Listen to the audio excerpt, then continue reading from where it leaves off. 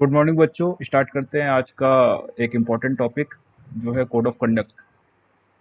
बहुत important topic है ये जीएस पेपर 4 के लिए, बहुत ज़्यादा इंपॉर्टेंट है।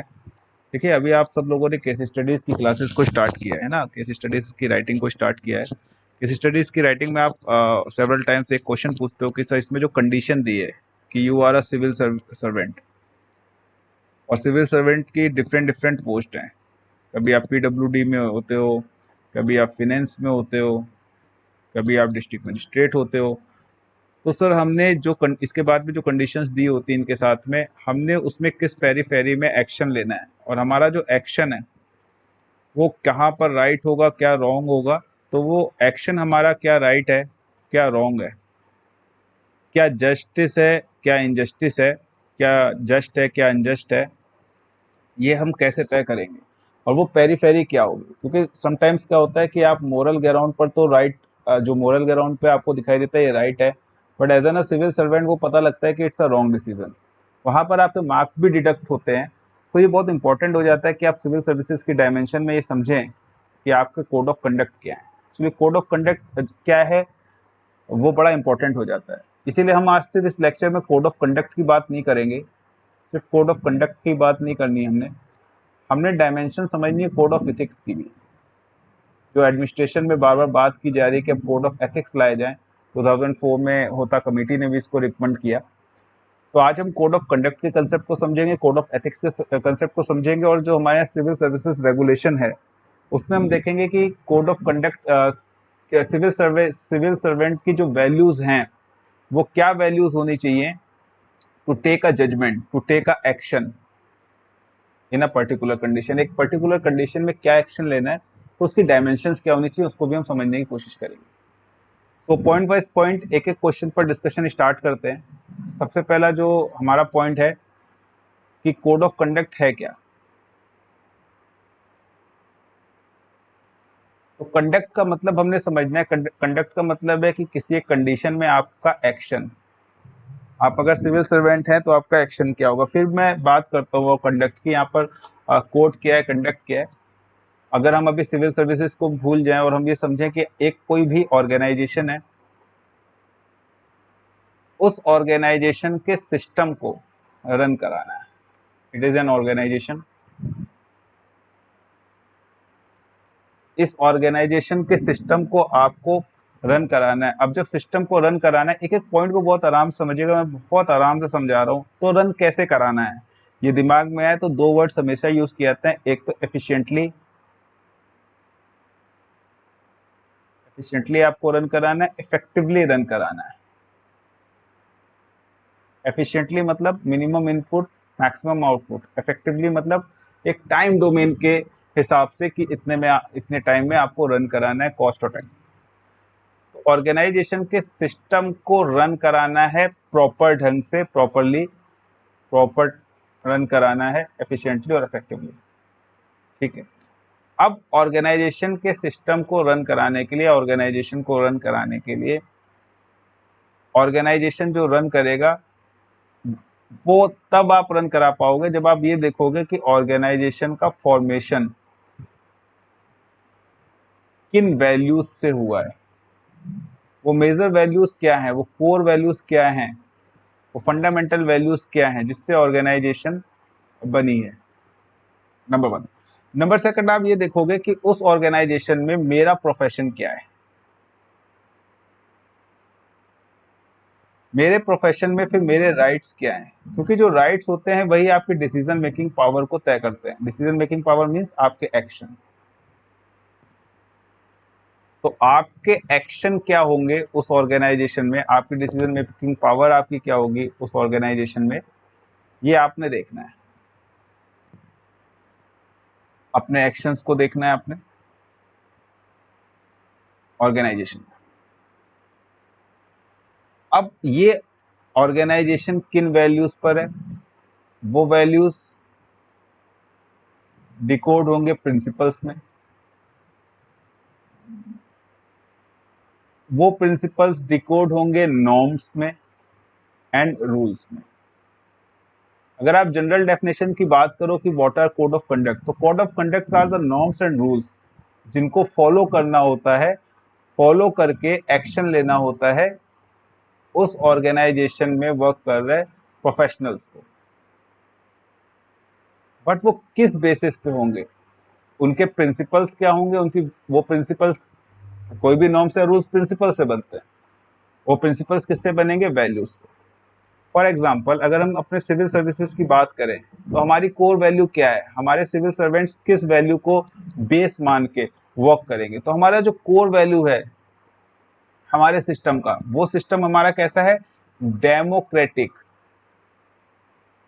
गवर्नेंस सिस्टम हमने देना है। अब ये डेमोक्रेटिक गवर्नेंस सिस्टम जो हमारा, ये इफेक्टिवली वर्क कैसे करेगा, किन प्रिंसिपल्स पर वर्क करेगा, हमारी वैल्यूज क्या होंगी, ये हमारी कोर वैल्यू है, यहाँ पर जो फंडामेंटल वैल्यूज क्या होंगी, फिर किन प्रिंसिपल्स पे वर्क करेगा, principles of integrity, principle of sovereignty, principle of honesty, principle of royalty, principle of selflessness, ये सारे जो प्रिंसिपल्स हैं इस पर ये वर्क करेगा। अब इस डेमोक्रेटिक सिस्टम में जो एक ऑर्गेनाइज्ड वे में है, इसको इफेक्टिवली, स्मूथली, एफिशिएंटली और प्रॉपर वे से रन कराने के लिए जब आप इसका पार्ट बनते हो, पार्ट का मतलब है कि आपको राइट्स दिए जाते हैं। राइट्स का मतलब होता है कि you can take the decision, उस डिसीजन का मतलब है कि you can take the action, that action is known as conduct. तो इस एक्शन को लेने के लिए आपकी जो साइकी है, साइकोलॉजिकली या आपके कॉन्शियस, आपकी जो चेतना है, उसमें ये पता होना चाहिए क्या राइट है क्या रॉन्ग है। इसी के लिए आपको ट्रेन किया जाता है, क्या जस्टिस है क्या इनजस्टिस है, इसके लिए आपकी ट्रेनिंग होती है। उस ट्रेनिंग में सबसे पहले आपको बता दिया जाता है कि आपका प्रोफेशन क्या है। You are an IRS officer, आप इंडियन रेवेन्यू सर्विसेज में, either you are in Indian police service, आप IAS हैं, तो ये पहले से डिफाइन कर दिया जाता है। Then you have take the decision, आप डिसीजन लेते हो। इतना बेटा समझ में आ रहा होगा, इसमें किसी को कोई डाउट नहीं होना चाहिए। अगर आपको डाउट है तो आप कमेंट सेशन में करिएगा, हम उसको भी सॉल्व करेंगे, ठीक है। बिल्कुल प्यार से समझना है, आराम से समझना है, और बहुत मार्क्स इस पे हैं आपके बेस्ड। और आपकी सिविल सर्विसेज की एक तरीके से कहूँ तो एक बैकबोन है, आपने हमेशा कोड ऑफ कंडक्ट पे चलना होता है। खैर, राइट एंड रॉन्ग आपके कॉन्शियस, उस कॉन्शियस के लिए आपको ट्रेंड किया जाता है, ठीक है। जब ये ट्रेनिंग होती है तो आपको एक कोड ऑफ कंडक्ट पढ़ाया जाता है कि अगर आप ऐसा करेंगे तो ये राइट है, ऐसा नहीं करेंगे तो रॉन्ग है, और आपको ये एक्शन लेना है इस पर्टिकुलर कंडीशन में। बेस हमारा क्या है, किस वैल्यू पे हम बात कर रहे हैं, जो हमारी कोर वैल्यू है, डेमोक्रेसी। सो किसी सिस्टम को हमने स्मूथली रन कराना है सिस्टम को, तो उसके लिए हमें कोड ऑफ कंडक्ट होना चाहिए। वो जिन प्रिंसिपल्स पर बेस होगा वो हमें पता होने चाहिए, किन वैल्यूज को हमने कोर माना है वो पता होना चाहिए, और उस ढंग से हमने अपने नॉर्म्स बनाने हैं और रूल्स बनाने हैं। सो अगर अब हम एक डेफिनेशन की बात करें कोड ऑफ कंडक्ट की, कोड ऑफ कंडक्ट की डेफिनेशन क्या हो सकती है, तो let's discuss the definition of code of conduct. अगर हम कोड ऑफ कंडक्ट की डेफिनेशन की बात करें तो कोड ऑफ कंडक्ट को हम 2 डायमेंशंस में लेकर के चलते हैं। एक डायमेंशन की कोड ऑफ कंडक्ट क्या है, कोर वैल्यूज पर बेस प्रिंसिपल्स, उन प्रिंसिपल्स से बनने वाले नॉर्म्स एंड रूल्स जिनको ट्रेन किया जाए, जिससे ट्रेन किया जाए किनको, जो भी प्रोफेशनल हैं, इनको एम्प्लॉयज भी कह सकते हैं बट मैं प्रोफेशनल कह रहा हूँ, प्रोफेशनल हैं, और वो रन होंगे इन्हीं नॉर्म्स और रूल्स से। उनके राइट्स जो शो करेंगे उनका बिहेवियर, ये बिहेवियर क्या है, based on their action, you can say conduct, जिसका रिफ्लेक्शन होगा, क्योंकि आप सिविल सर्वेंट हैं तो सोसाइटी पर, या अगर आप किसी ऑर्गेनाइजेशन में हैं तो आपके कस्टमर पर। This is known as what, code of conduct. तो code of conduct are those principles on which on which rules and norms are based, and these principles are used by the professional with their customer. If you are a civil servant, with their society, क्योंकि civil services का objective क्या है? Social justice. आपको देखना है कि कहाँ social justice हो रहा है, क्या नहीं हो रहा है, इसीलिए आपको ट्रेन किया जाता है, you are civil servant. Secondly we can say what is code of conduct, इसका ऑब्जेक्टिव क्या है? कोड ऑफ कंडक्ट का ऑब्जेक्टिव है गाइड करना। गाइड करना किसको? सिविल सर्वेंट्स को। अगर हम सिविल सर्विसेज की बात कर रहे हैं कि उनको क्या डिसीजंस लेने हैं, किस प्रोसीजर को फॉलो करना है किसी एक पर्टिकुलर कंडीशन में। तो गाइड करना है डिसीजन मेकिंग के लिए और प्रोसीजर के लिए, जिससे एक ऑर्गेनाइजेशन इफेक्टिवली रन करे। तो कोड ऑफ कंडक्ट आप पूरा समझ पाए होंगे कि कोड ऑफ कंडक्ट क्या है। I can repeat my words once again, क्योंकि बहुत इंपॉर्टेंट टॉपिक आपने आराम से समझना है कि कोड ऑफ कंडक्ट जो है वो हम जब लेकर के चलते हैं सिविल सर्विसेज में जीएस पेपर 4 के लिए, तो code of conduct core fundamental values से फॉर्म होता है, प्रिंसिपल्स बनते हैं, उन प्रिंसिपल्स के बाद में आप एक्शन लेते हो, नॉर्म्स बनते हैं, रूल्स बनते हैं, जिसके बेसिस पे किसी भी एम्प्लॉय को या प्रोफेशनल को अपना एक्शन क्रिएट करना होता है। इसी के लिए आपको ट्रेन किया जाता है कि आपकी साइकोलॉजी यानी आपका जो कॉन्शियस है वो वैसे ही वर्क करे, and this is known as what? Code of conduct. So overall the code of conduct is an document, एक डॉक्यूमेंट है, एक ऐसा डॉक्यूमेंट जिस पर एक प्रोफेशनल को ट्रेन किया जा सके एक्शंस लेने के लिए, डिसीजन लेने के लिए, ताकि सिस्टम जो है, जिस वैल्यू पर सिस्टम बना है, वो इफेक्टिवली, इफिशिएंटली, प्रॉपर वे से रन करता रहे। इतना क्लियर है? लेकिन एक क्वेश्चन बार बार आता है कि what is the difference between code of conduct and code of ethics? Code of conduct and code of ethics में क्या डिफरेंस है? तो ये भी क्वेश्चन बार बार आता है कि sir what is code of ethics? If it is code of conduct, so what is code of? बेटा कोई बहुत बड़ा डिफरेंस नहीं है code of conduct and code of ethics में। मैं अपनी बात को रिपीट कर देता हूँ, there is not such a great difference between code of conduct and code of ethics. बहुत बड़ा डिफरेंस नहीं है। एक्चुअली कोड ऑफ एथिक्स की जो डायमेंशन है, इसी में बहुत सारे कोड ऑफ कंडक्ट बनते हैं। 1 2 3 4। एक कोड ऑफ एथिक्स में बहुत सारे कोड ऑफ कंडक्ट बनते हैं। देखिए कोड ऑफ कंडक्ट क्या है? आपको प्रॉपर वे में बता दिया गया है कि आपको ये एक्शन लेना है, आप जजमेंट नहीं कर सकते। यानी कंडीशन पहले से डिफाइन होती है, आपको जब ट्रेन किया जाता है तो सारी कंडीशंस आपको पहले से डिफाइन कर रखी हैं। डिफाइन कंडीशंस होती हैं, उस कंडीशंस में आपको ये एक्शन लेना है और इस प्रोसीजर को फॉलो करना है। बट सपोज करिए कि एक ऐसी कंडीशन आ गई जो आपके सामने पहले नहीं थी, it's a new condition, then you have to take the action. तो उस समय आप एक्शन नहीं लेंगे, आपको जजमेंट लेना है। What should I do? Like अभी कोरोना वाली जो सिचुएशन आई, कोरोना वाली सिचुएशन आई, जब कोरोना की सिचुएशन आई तो it was very difficult to take the decision, not only for government, for civil servants too, कि क्या जजमेंट लिया जाए। ऐसे बहुत सारे डिस्ट्रिक्ट मजिस्ट्रेट्स थे, एडमिनिस्ट्रेशन था, पुलिस थी, इवन जो हमारे यहाँ पर हेल्थ केयर सिस्टम में थे, जिन्होंने डिसीजन लिया और अच्छा काम किया, बहुत अच्छा काम किया। जो उन्होंने डिसीजन लिया तो उन्होंने अपनी साइकोलॉजी, उसके लिए वो ट्रेंड नहीं थे, अपनी साइकोलॉजी, अपने वैल्यूज, अपनी मोरल वैल्यूज और एथिकल वैल्यूज,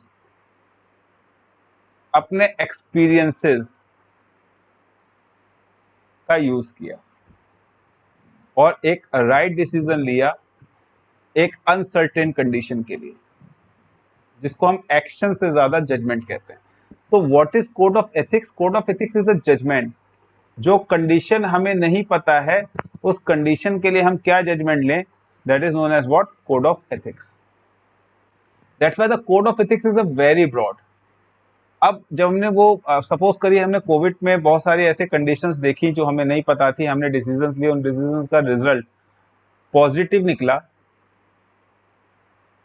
और जिस प्रोसीजर को उस समय फॉलो किया गया उसको एज अ प्रिंसिपल वैल्यू हमने एज अ नॉर्म रख लिया, उस कंडीशन को हमने नोट डाउन कर लिया और एक डॉक्यूमेंट फॉर्म किया कि अगर ऐसी कंडीशन आती है तो ये प्रोसीजरिंग हमने फॉलो करनी है, इस रूल को, इस नॉर्म को हमने फॉलो करना है, तो it becomes a code of conduct. जो हमने वो डिसीजन लिया था, ऐसा नहीं हम किसी को मार करके कर सकते हैं, वो डिसीजन भी जिस बेसिस पे था, जिन वैल्यूज को हमने यूज किया था, they are the ethical values. और वो एथिकल वैल्यूज जहां से हमने ली होंगी वो क्या है, कोड ऑफ एथिक्स। तो कोड ऑफ एथिक्स एक ब्रॉड एरिया होता है जो एक पर्टिकुलर कंडीशंस के लिए, एक्शन के लिए कोड ऑफ कंडक्ट का क्रिएशन होता है। इतना आपको समझ में आ रहा होगा। तो मेन जो डिफरेंस है कि ये डिसीजन मेकिंग है, अगर हम बात करें जजमेंट और एक्शन में डिफरेंस है, वाइड और नैरो में डिफरेंस है। और एक चीज आपको याद रखना होगा हमेशा ही, एक सिस्टम में सिर्फ एम्प्लॉय की तरीके से अगर आप वर्क कर रहे हैं, क्योंकि civil services is not only about the employ, it's about the service, it's not a job. There is a difference between job and service. तो जब भी आप जॉब करते हैं तो आप हमेशा कोड ऑफ कंडक्ट ही लेकर के चलते हैं, लेकिन जब आप सिविल सर्विसेज की बात करते हैं तो वो बहुत वाइड रेंज में हो जाता है, इसलिए वहां पर कोड ऑफ एथिक्स बहुत इंपॉर्टेंट हो जाती है। इसी आर्गुमेंट का यूज करके 2004 में ये डिसाइड हुआ और 2007 में हमने एक बिल भी पेश कर रहे थे जिसमें हम कोड ऑफ एथिक्स की बात कर रहे हैं कि अब हमारा एडमिनिस्ट्रेशन कोड ऑफ एथिक्स पे चले। ऐसी बहुत सारी कंडीशंस आती है जो बिल्कुल सर्टेन होती हैं, उसमें क्या जजमेंट लिया जाए, उन वैल्यूज के लिए ट्रेंड किया जाए, सिविल सर्वेंट्स को किया भी जाता है, उसका एक प्रॉपर सिस्टम क्रिएट कर लिया जाए, इस पर भी हमेशा डिस्कशन चलता रहता है। सो होप सो आपको कोड ऑफ एथिक्स समझ में आ रहा होगा, और मैं इसको और थोड़ा सा एक्सप्लेन कर देता हूँ ताकि आपको बिल्कुल भी प्रॉब्लम ना हो। मैं इसको कुछ पॉइंट्स को और आपको समझा देता हूँ। कहीं भी डाउट हो बेटा आप हमसे कमेंट में पूछिएगा, हम फिर से उस पर डिस्कशन करेंगे, 1-to-1 डिस्कशन कर लेंगे, कोई इशू नहीं है। तो मैं और इस पर डिस्कशन ये कर लेता हूँ कि अगर हम कोड ऑफ एथिक्स की बात करें तो इसका ऑब्जेक्टिव क्या होता है, पब्लिक डिस्क्लोज, पब्लिक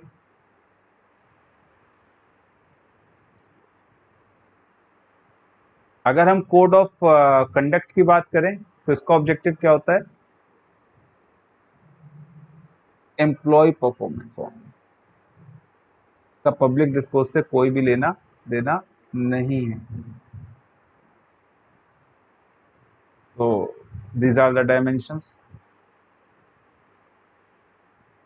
अब जो हमारे लिए सबसे इंपॉर्टेंट क्वेश्चन हो जाता है कि क्या वैल्यूज होनी चाहिए, क्या वैल्यूज होनी चाहिए कोड ऑफ कंडक्ट को, एक सिविल सर्वेंट में क्या वैल्यूज होनी चाहिए, values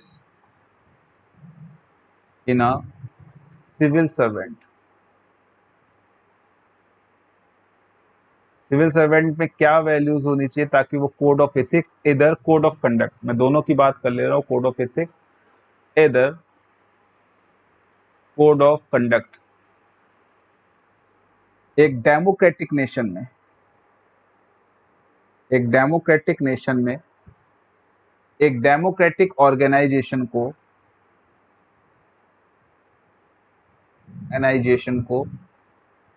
effectively and efficiently run करा सके। क्या डिसीजन मेकिंग होनी चाहिए, किन वैल्यूज के बेसिस पर वो डिसीजन ले, या मैं सेकेंडली वर्ड कह दूं किन प्रिंसिपल्स को फॉलो करना चाहिए उसको।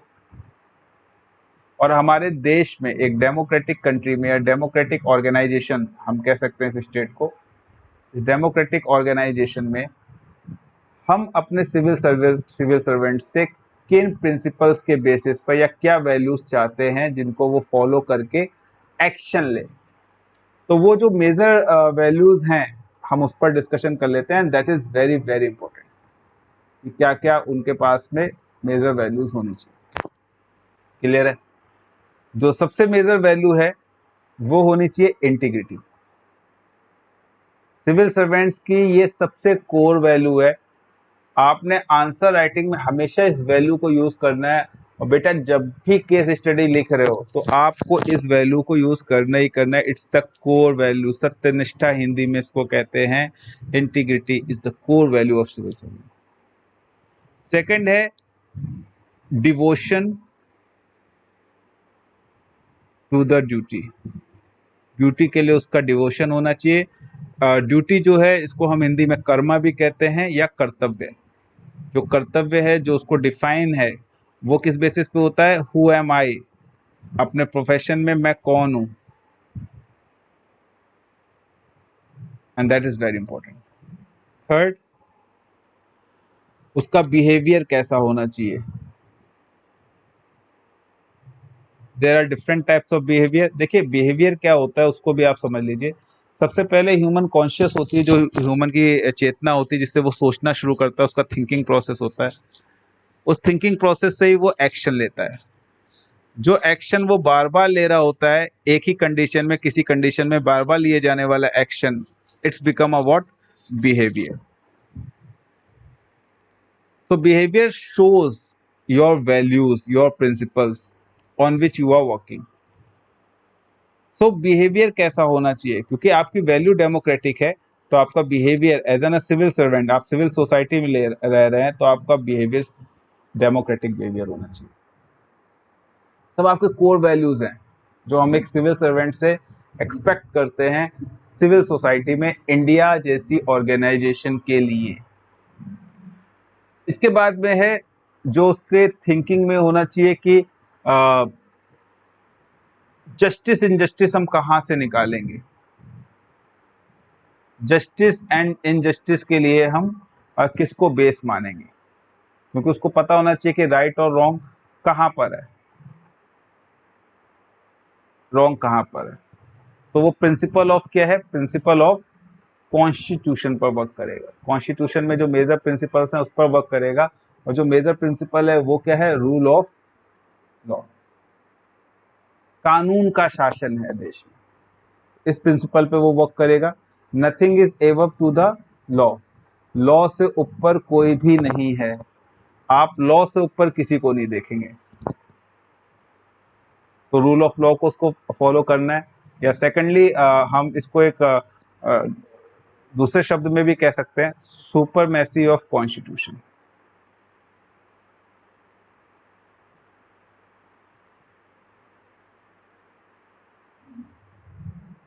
इसके बाद में बात करते हैं और किन वैल्यूज का फॉलो वो करेगा। दैट इज, अगर कोई सिविल सर्वेंट है इंडिया में, अब उसको क्या करना है? देखिए पॉलिटिकली इंगेज होता है हर सिविल सर्वेंट, एक पॉलिटिकल उसके पास प्रेशर भी होता है, तो उसको क्या करना है? किसी भी प्रेशर में नहीं आना है, किसी पार्टी के लिए काम नहीं करना है, क्योंकि वो कंट्री के लिए काम कर रहा है, तो उसको कहते हैं न्यूट्रल रहना है उसमें। कैसे? पॉलिटिकल न्यूट्रलिटी होनी चाहिए सिविल सर्वेंट में। These are the basic principles, core values. Fairness होना चाहिए, इम्पार्शियल होना चाहिए। इसके बाद में अगर हम बात करें, अकाउंटेबल होना चाहिए, अपने हर एक्शन के लिए वो खुद अकाउंटेबिलिटी ले कि yes I am responsive for my this action. The accountability is what? I am responsible for my this action. Transparent होना चाहिए, क्योंकि आप डेमोक्रेटिक हैं, जो भी पॉलिसीज या जो भी एक्शन वो ले रहा है उसमें ट्रांसपेरेंसी होनी चाहिए। पब्लिक के लिए रिस्पॉन्सिव होना चाहिए, responsive to the public, because आप सारा काम पब्लिक के लिए कर रहे हैं, आप पब्लिक सर्वेंट हैं। एंड अनदर कि जो भी उसका इंटरेस्ट हो, प्राइवेट इंटरेस्ट उसका नहीं होना चाहिए, इंटरेस्ट जो है उसका वो पब्लिक इंटरेस्ट होना चाहिए। And we can say the last, efficient होना चाहिए, यानी मिनिमम इनपुट में मैक्सिमम आउटपुट दे सके, स्मार्ट वर्क कर सके। ये वो वैल्यूज हैं बेटा जिसके बेसिस पर कोड ऑफ कंडक्ट बनाया जाता है। अब क्वेश्चन आता है कि इंडिया में कोड ऑफ कंडक्ट किस रूल से रन करता है, इंडिया में वो कौन सा रूल है या वो कौन सा लॉ है जिससे इंडिया में सिविल सर्वेंट्स के लिए कोड ऑफ कंडक्ट रन करता है। तो एक बार इसको भी क्लियर करते हैं कि इंडिया में कोड ऑफ कंडक्ट किस रूल से रन करता है और क्या इसकी हिस्ट्री रही है। देश जब ब्रिटिश पीरियड में था तो 1930 में भी कोड ऑफ कंडक्ट लाया गया, उसके बाद में 1950 तक वो चला, 1950s में भी कोड ऑफ कंडक्ट लाया गया। एंड आफ्टर द इंडिपेंडेंस हमारे यहाँ पर बहुत फेमस कमेटी है, सांथा नाम कमेटी फॉर्म की गई सिविल सर्वेंट्स के कोड ऑफ कंडक्ट के लिए। उनके मेन था कि हमें प्रिवेंशन ऑफ करप्शन यानी कि बिहेवियर पर वर्क करना था कि सिविल सर्वेंट्स का बिहेवियर कैसा होना चाहिए। तो कोड ऑफ कंडक्ट की रिकमेंडेशन की संता नाम कमेटी ने, और 1964 में आफ्टर द रिपोर्ट आपके यहाँ सिविल, अगर हम बात करें सेंट्रल गवर्नमेंट के सिविल सर्विसेज, सेंट्रल गवर्नमेंट के सिविल सर्वेंट्स के लिए code of conduct, civil servants के कोड ऑफ कंडक्ट फॉर्म की। इसके बाद इन्हीं के बेसिस पे ऑल इंडिया सर्विसेज जो आपके आर्टिकल 312 कॉन्स्टिट्यूशन में मेंशन है, IAS, IPS and IFS that is Indian forest service, उनके लिए कोड ऑफ कंडक्ट बनाया गया 1968 में। 2014 में इसमें अमेंडमेंट भी किया गया। इसके बाद में होता कमेटी ने अपनी रिपोर्ट दी जहां पर कोड ऑफ एथिक्स की बात की गई, और कोड ऑफ एथिक्स के लिए बात की गई 2004 में। होता कमेटी ने अपनी रिकमेंडेशन दी,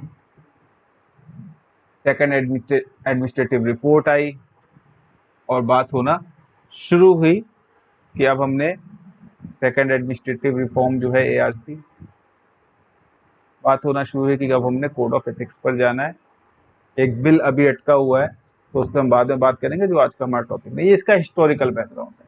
अब हमारे यहाँ जो सिविल सर्वेंट्स के कोड ऑफ एथिक्स है वो कहाँ से रन करते हैं, तो वो एक्ट आया आपका central civil services conduct rules 1964 after the Santhanam committee. Mention किया गया इस बिल में every government servant, this the government servants are what, central government, but state government servants भी इन्हीं से रन कर रहे होते हैं।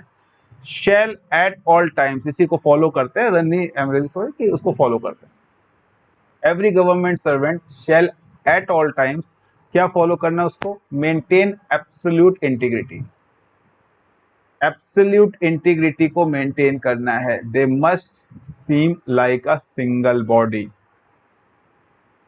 they work honestly, they work in the loyal manner, they have to work in a what, in a periphery of their ground. Integrity is very important, और absolute integrity में work करना है। मेंटेन डिवोशन टू ड्यूटी, अपनी duty के लिए devotion रहना है। आपने अपनी ड्यूटी को सबसे प्रायोरिटी पर रखना है, because you are a what, civil servant, आप सेवक हैं, you are a civil servant, आप पब्लिक इंटरेस्ट में काम कर रहे हो,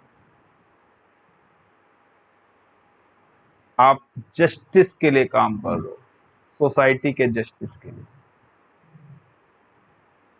and secondly, you are not doing the job, you are doing the service, आप सर्विस कर रहे हैं, जॉब नहीं कर रहे हैं। Third, do nothing which is unbecoming of a government servant, वो कुछ भी मत करिए। Commit himself to and uphold the supremacy of the constitution, the means of the supremacy of the constitution, rule of law. Person को देख करके आपको law नहीं बनाना है, लॉ इज सुप्रीम, उसकी नजर में सब लोग सेम है। And the democratic values, the master is the people of the land, इस देश के लोग मास्टर हैं, and you are a servant. Defend and uphold the sovereignty and integrity of India, Bharat की अखंडता के लिए आपको वर्क करना है, कोई भी एक्सटर्नल प्रेशर में नहीं पड़ना है, कोई भी फॉरेनर आपको आपकी पावर, बिकॉज यू हैव, भाई आप सिविल सर्विसेज में आ गए, you have an extra right, आप में और एक कॉमन मैन में क्या डिफरेंस है? You have an extra rights, that why you are a VIP. Extra rights का मतलब है तभी तो आप अधिकारी हैं, आपके पास ज्यादा अधिकार है, means you have N a great decision making, और आपका डिसीजन हमें इम्पैक्ट डाल सकता है। तो आपको बाहर से इन्फ्लुएंस नहीं होना है पावर से। भारत की integrity, security, public order, law and order, decency और मोरलिटी को मेंटेन करके चलना है। इसके बाद maintain high ethical standards and honesty. High ethical standards जो वैल्यूज हैं मोरल की, ताकि आप राइट एंड रॉन्ग का जजमेंट कर सकें। मेंटेन पॉलिटिकल न्यूट्रलिटी, ताकि डेमोक्रेटिक जो हमारी वैल्यू है वो मेंटेन रहे। अभी हम इस पर डिस्कशन कर चुके हैं आपसे। Promote the principles of merit, fairness, impartiality and discharge the duties. Maintain accountability and transparency. Accountability भी बेटा फिर से रिपीट कर दे रहा हूँ, अपने एक्शन के लिए आप खुद जिम्मेदार होंगे, उस जिम्मेदारी को आप लेंगे, और जो भी चीजें रहेंगी वो ओपन रहेंगी, ट्रांसपेरेंट रहेंगी। ट्रांसपेरेंसी बहुत इंपॉर्टेंट चीज है। कभी कभी क्या होता है, जो चीजें कभी कभी आपको लगता है कि चलो कोई बात नहीं, मेरा राइट है, मैं ये कर लेता हूँ, और ये ट्रांसपेरेंट नहीं, तो आप फंस जाते हैं। ऐसे बहुत सारे केस हुए। सपोज आप एक जज हो, तो आपका एक कोड ऑफ कंडक्ट है, या आप एक सिविल सर्वेंट हो, आपका एक कोड ऑफ कंडक्ट है। आपने आज सपोज करिए 10,000 रुपए आपने किसी से पकड़े, और आपने कहा कि केस जो है ये 1 हफ्ते बाद होना है, तो इसको मैं अपने अकाउंट में जमा करा लेता हूँ। आपका कोई ऐसी आपकी मंशा नहीं थी, इंटेंशन नहीं था कि इससे आपको कोई फायदा लेना है, बट ये अपने आप में ट्रांसपेरेंट मैनर नहीं है। आपने किसी से पूछा नहीं, अपने अधिकारी से पूछा नहीं, और आपको कोई भी लॉ इस बात की परमिशन नहीं दे रहा है। आपको अंडर द लॉ चलना है, चीजों को स्पष्ट रखना है, बिल्कुल क्लियर करना है। That is transparency and you are accountable for your action. Maintain responsiveness to the public, particularly to the weaker section. यहाँ पर वीकर सेक्शन को मैं डिफाइन कर देता हूँ। वीकर सेक्शन दो तरीके का होता है बेटा, एक होता है सोशल वीकर सेक्शन, एक होता है economical weaker section. Economical weaker section में पुअर क्लास आ जाती है। पुअर क्लास का मतलब है they don't have an money, उनके पास इतना भी पैसा नहीं है कि वो अपनी कोर वैल्यू जो जीने के लिए जरूरी है, रोटी कपड़ा मकान, they are for what, life, वो फुलफिल नहीं कर पा रहे, तो स्टेट उनकी हेल्प करे। सोशल वीकर सेक्शन को 2 पार्ट्स में मेनली डिवाइड किया जाता है। फर्स्ट इज जेंडर बेसिस पर, जिनको हमें एम्पावर्ड करना है, एंड इंडिया में सेकंड है कास्ट बेसिस पर। जेंडर और कास्ट बेसिस पर किसी के साथ भी अन्याय ना हो, डिस्क्रिमिनेशन ना हो।